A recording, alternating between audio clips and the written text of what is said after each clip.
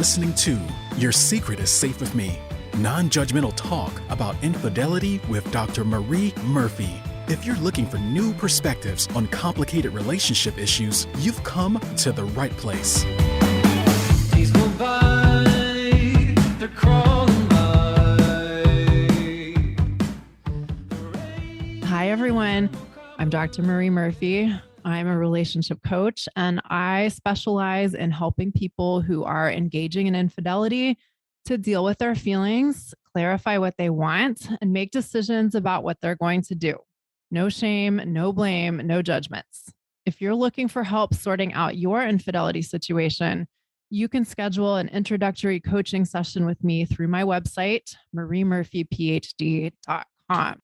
I offer confidential, compassionate coaching via Zoom so we can work together no matter where you're located. All right, today it is time to talk about regret. Regret is a really big thing for some people. Some people have made regret a really big theme in their lives, and you may have made it a big theme in yours. And if you like that, that's fine. But a lot of folks who have regrets don't like having them, but also don't believe there's anything they can do about their regrets. So today we're going to talk about how you can develop a new relationship with regret in general or with specific regrets.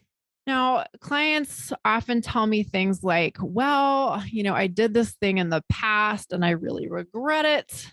Or I'm scared to make a decision that I might regret in the future. I'm afraid of doing something I might come to regret at some indefinite point in the future. And in response, I usually ask something like, well, what does it mean to regret something? Or what does it mean to regret to you?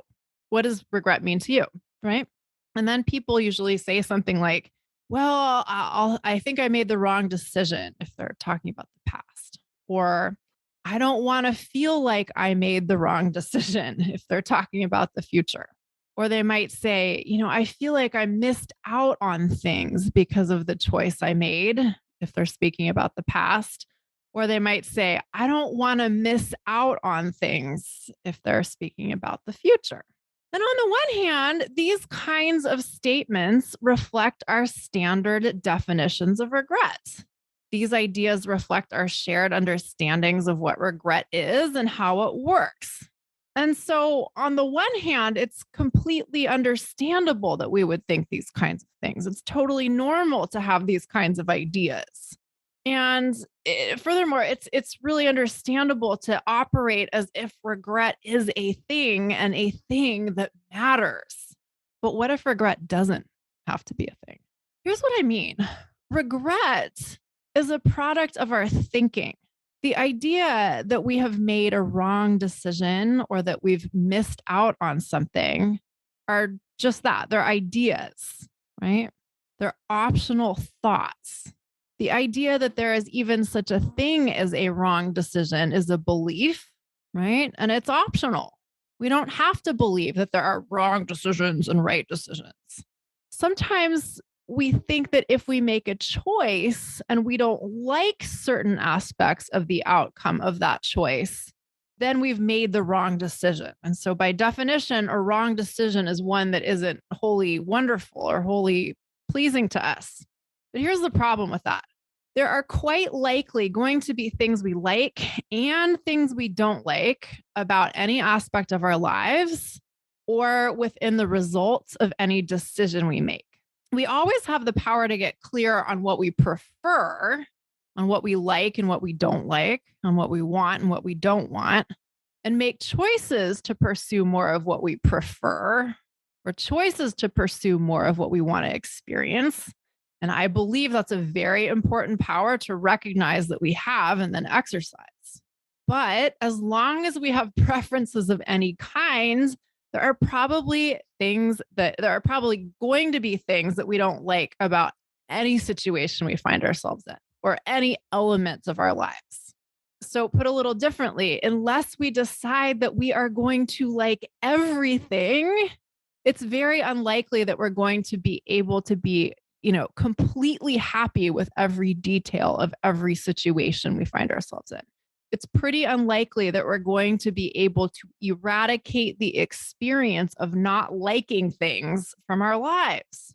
Therefore, there's always the potential for us to believe we've made a bad decision or made the wrong decision.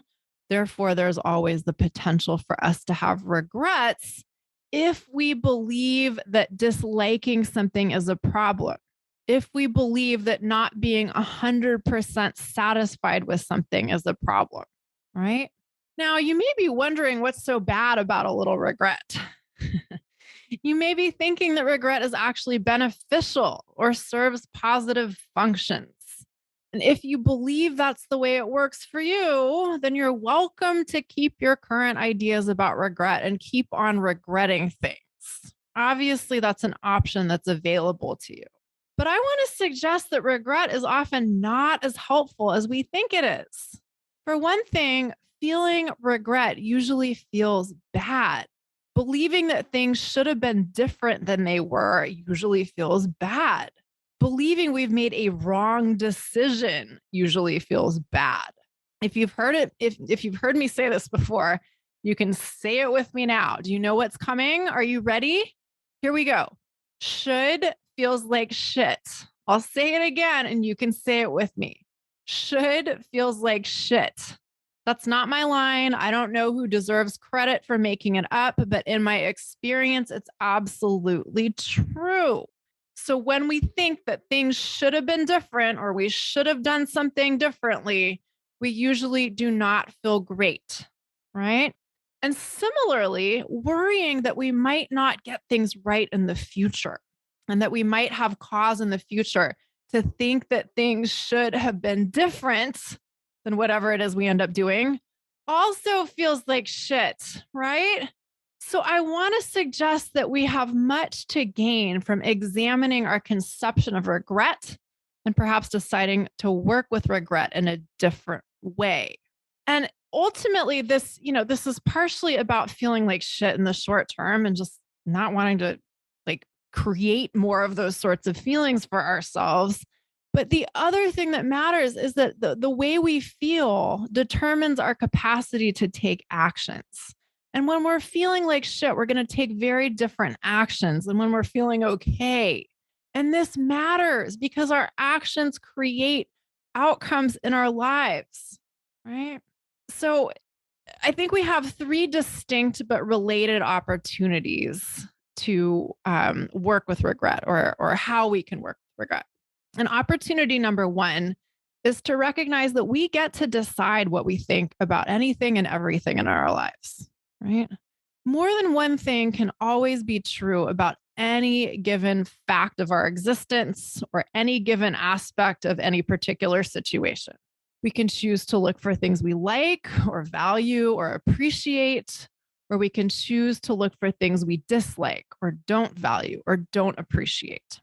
If you want to find something you like about any aspect of your life, I guarantee you'll be able to do so if you want to. And if you want to find something you dislike about any aspect of your life, the same thing is true. You will be able to find things you dislike if you look for them. And often we engage in a lot of unintentional thinking about our lives, right? So we may just be in the habit of looking for things we dislike. And that isn't bad in any absolute sense, but this will create a lot of feelings that we may not. So when our thinking is unintentional, our feelings may seemingly arise out of nowhere and they may not be pleasant. And then we're unlikely to take the kinds of deliberate actions that help us create more of what we want to experience in the future. And then that just leads to more unhappiness and more dissatisfaction, right? But we don't have to do that. If we've been doing that, we don't have to keep doing that. We can intentionally decide what we want to think about anything and everything. Now, let me be clear. This does not mean that we have to decide we're going to like everything or think that everything is great. The point of being aware that we have the power to intentionally choose our thoughts does not mean that we have to choose to like everything. And that brings me to the second opportunity I want to point out. You have the opportunity to choose what you're going to focus on. There may be situations in life that you have a whole lot of different thoughts about, right? There are probably going to be situations in life that you like some aspects of and dislike some aspects of, right? And in these situations, you get to choose what you focus on. And what you focus on, what you decide to think about on purpose, will create your feelings or will impact your experience of the situation. And even if you dislike many aspects of a situation, if you're willing to look for elements of the situation that you do like or do value or do appreciate or do enjoy, as I said earlier, you will be able to find something. And you can choose on purpose to focus on those aspects of the situation. And the reason, to reiterate, why we might choose to do this is because it will allow us to feel better. And then we can respond to the situation differently. When we believe a situation is all bad, we're going to deal with it very differently than we will when we're willing to recognize what we appreciate in addition to what we dislike about the situation, right? We tend to think that if we're in a situation that we dislike or think is, in need of a solution or needs to be fixed or needs to be adjusted, that if we focus exclusively or maybe primarily on the problems, we're going to find a solution more quickly. But strangely enough, it usually doesn't work that way because focusing on problems usually sends us into a state of turmoil or urgency or panic or irritation. And these are not feelings that help us take action to find solutions, right? So the point isn't that we change all of our thoughts and we decide that, shit tastes like a cookie. The point is that, we decide that we're going to focus on what's okay about a situation or even great about a situation, even if there are also things we dislike. Now, the third opportunity is to do away with the notion of regret entirely. We can recognize that there are probably going to be things we like and don't like about any aspect of our lives, about any situation in our lives, about any decision we make. And we can decide that that is just fine.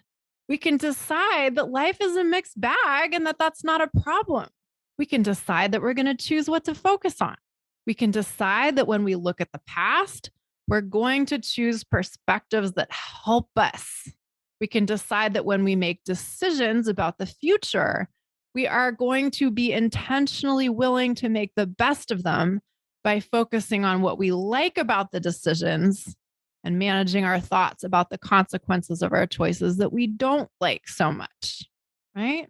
If we're willing to do these things, then we don't ever have to regret anything. Now, let's talk about how to put these ideas into practice. First, we'll talk about how you can reframe or regretting something that has already happened.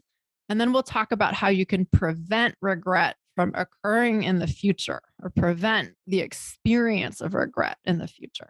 So, how do we deal with past regret?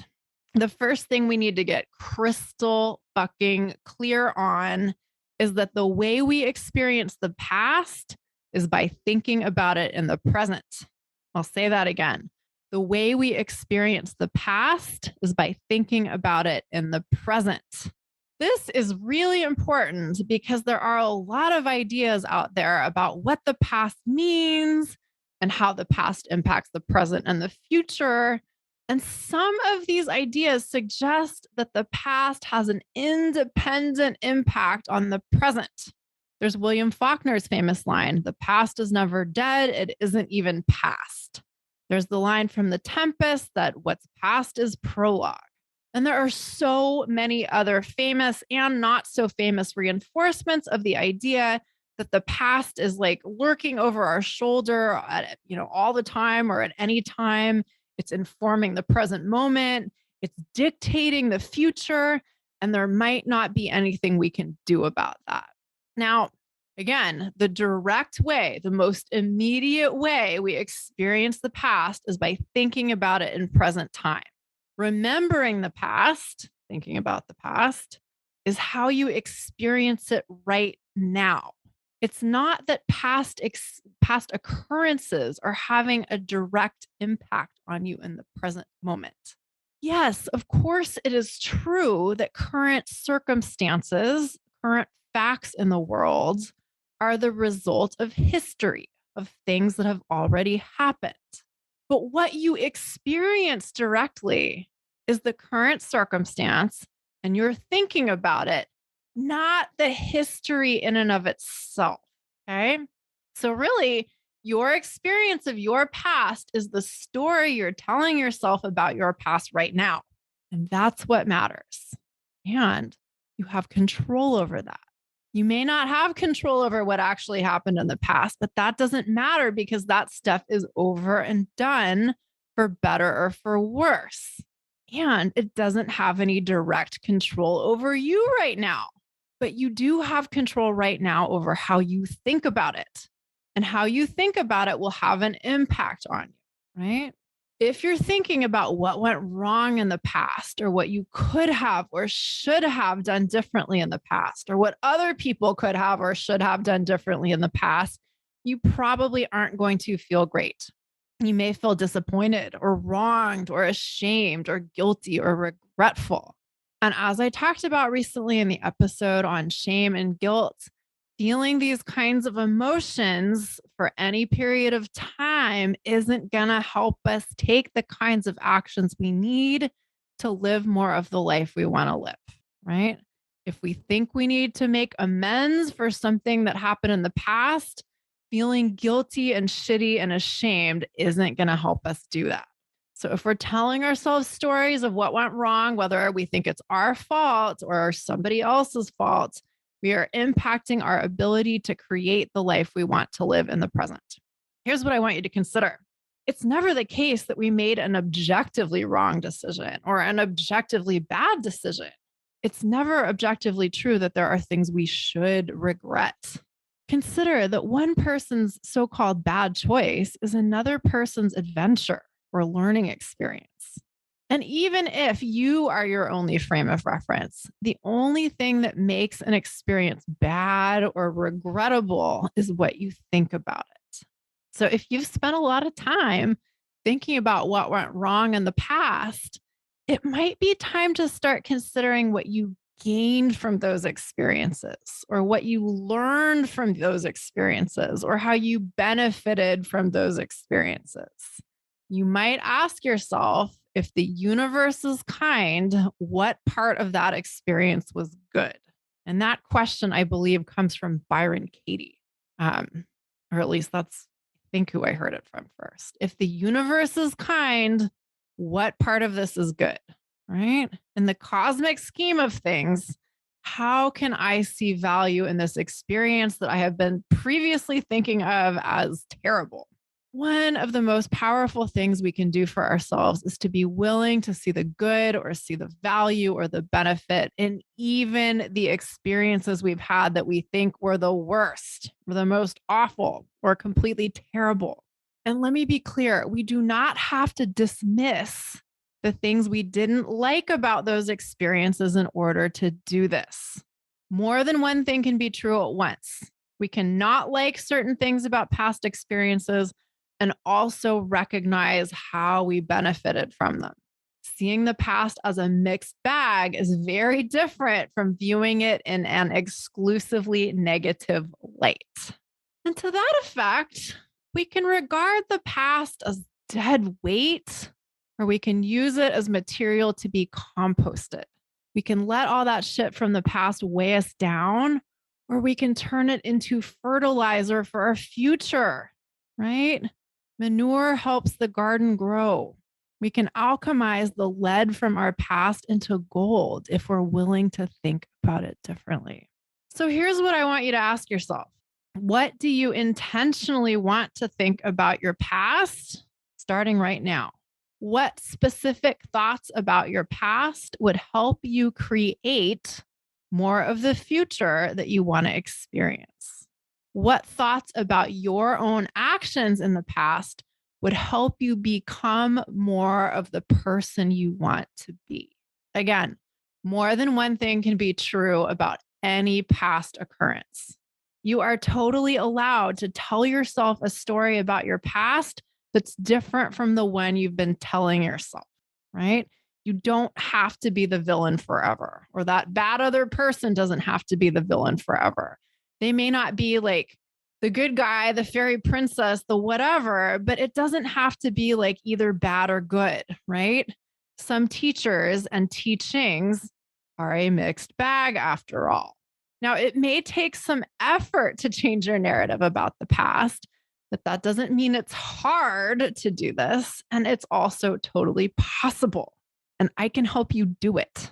No matter how bad you've been feeling about your past, if you are willing to change your story, you can feel better about it. And that will help you use your past to inform your future in helpful ways rather than letting it keep you down or hold you back. Okay. How do we prevent regret from happening in the future? Or how can we ensure we don't regret decisions we're trying to make now or decisions we think we might make in the future? There are two ways of looking at this. One, of course, is to decide that regret just isn't going to be a thing for you anymore. You can decide starting today that you're going to focus on what you gained from past experiences rather than what you lost. You can decide starting today that you're going to focus on what you learned from past experiences, even the ones that seemed pretty excruciating at the time. You can decide starting today that there's no such thing as missing out on anything. You can decide starting right now that whatever you didn't like about any experience, you don't have to focus exclusively or excessively on the things you didn't like. So you could decide right now that that's it. This is how it's going to be for you from now on. And therefore, there's no need to worry about regretting anything in the future, right? And there's another option. There's also the option to identify potential regrets and address them proactively. Here's an example of what I mean by this. Some of my clients who are married and are involved with another person really want to streamline their love life. They want to choose between their two relationships. So they only have one relationship with one person because that's what they ultimately want. And often when people are in this situation, they tell me, and not always, let me stress that, not always, but often people say that they really want to give their marriage one more try before they choose to leave their marriage so they won't ultimately regret having left the marriage too hastily or without giving it one last shot, so to speak. And if that is indeed what you want to do, it can be pretty simple to address the situation. If you want to give the marriage one more try, you can do exactly that. You could choose to go all in on that relationship for a while. And what that means varies from individual to individual. I've often helped people come up with a plan for what exactly they are going to do and what they're going to think on purpose to give a relationship another try. And if that's something that you want to try out, I can help you do that. The idea is to come up with a plan and then see what happens when you execute it. What happens when you focus on that one relationship, and take radical responsibility for how you participate in it? And when this sort of a project is executed well, it can be a really clarifying exercise. It can be a really powerful way to evaluate what you want. And being really clear on what you want can help you make decisions you feel great about and therefore help you avoid feeling regret in the future, right? But here's the funny part. When I offer this option to clients, they sometimes say, well, that sounds like a great idea, but do I have to give up my relationship with my other person while I'm focusing on my marriage? Or do I, have to separate from my spouse while I'm trying to evaluate things with my affair partner? And my answer is that you don't have to do anything. That's not the point here. The point is that if you're having a hard time being fully engaged with, say, your spouse, or being interested in being fully engaged with your spouse while another person is in the picture, then you might want to give the relationship with that other person a break if your goal is to make a clear decision about your marriage, right? If that's the end result that you want, why wouldn't you want to take steps to make a clear decision about it? And in order to do that, it might benefit you to focus on one relationship and constrain your focus in that way. If you think that juggling two relationships is making it too hard for you to make a decision, then you have your work cut out for you. It's not that there's any objective imperative for you to do this, right? It just might make very good pragmatic sense. But when I suggest this to people, they sometimes say, well, if I break things off with my affair partner to focus on my spouse, then I might regret losing my relationship with my affair partner. And to that, I might say, well, okay, fine, choose. Which relationship do you want to prioritize here? If you don't want to prioritize your spouse, don't prioritize your spouse. You can choose to focus on whichever relationship you want. Or if there's a strategy for making a decision about which relationship you want to end and which one you want to continue that doesn't involve separating from one in the short term, that's fine, right? But the point is that if you want to proactively avoid regret by evaluating your options, you're going to have to make some decisions. You're going to have to do some things, right? If you want to evaluate your options before making a final decision about something, such as ending a marriage, doing that will require its own set of decisions. Okay. So the point is that expecting that avoiding decisions is going to help you avoid regret is not something I recommend. That just isn't how it works. Because here's the thing. Whenever we make a choice, we gain access to certain options and we relinquish other options. That's the nature of choices, but that's the power in making choices. If you were in this kind of a hypothetical scenario, if you're trying to decide between two relationships, you could keep going with both relationships indefinitely, or at least you might be able to do that unless, like one or both parties finds out and gets mad and tells you have to decide or something like that, right? But let's say you can keep both relationships going. You could do that, but you might also keep a bunch of other things going that you don't like. Maybe it's the stress of deception, if that's part of your situation. Maybe it's the energy drain of indecision if you want to ultimately make a decision but are currently resisting doing so. Maybe it's a whole lot of logistical challenges. So it's really important to remember that not making a choice is a choice in and of itself, and that choice will have its own consequences, which you might later come to regret. If you're looking for things to regret, you might later regret your indecision. So, if you think you need to try something out in order to make a decision you won't regret, by all means, try it out. Do the trial separation. Focus on one relationship exclusively for a period of time, or whatever it is that you need to do, right? I'm just using these examples for the sake of brevity, but get busy with it. Decide what you need to evaluate. Decide what you want to learn from the evaluation process. What is it that you need to know in order to make a decision you won't regret? There aren't any objective answers to these questions. So you have to come up with these answers for yourself, right? Then decide how long you're going to carry out this experiment. And then decide that at the end of your experiment, the end of your evaluation process, you are going to make a clear decision and you're going to commit to looking for reasons to love your decision rather than looking for reasons to second guess your decision, right? If we commit to thinking thoughts that will help us feel satisfied with a choice, we're going to feel satisfied, even if there are also things that we don't love about our decision, right? If we unintentionally or otherwise focus on looking at what we don't like about our decision, guess what? We may feel disappointment. We may feel unhappy. And then we may think that we made the wrong decision choice. And that can lead to the feeling of regret. Boo. Okay.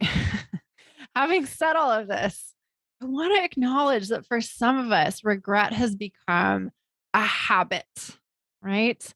Become a big part of our personal narrative without us deliberately incorporating it into our story of ourselves and our lives. And, even if we kind of have the sense that indulging in regret isn't really helping us all that much, we may also be reluctant to give it up. And if that sounds like you, I want you to ask yourself what you're getting out of nurturing your regrets. Sometimes we get some odd benefits or some false benefits or pseudo benefits, we can call them, from nursing our regrets of things that have gone wrong in the past or holding off on taking action for fear of what we might regret in the future. Sometimes fixating on the notion of regret helps us avoid things.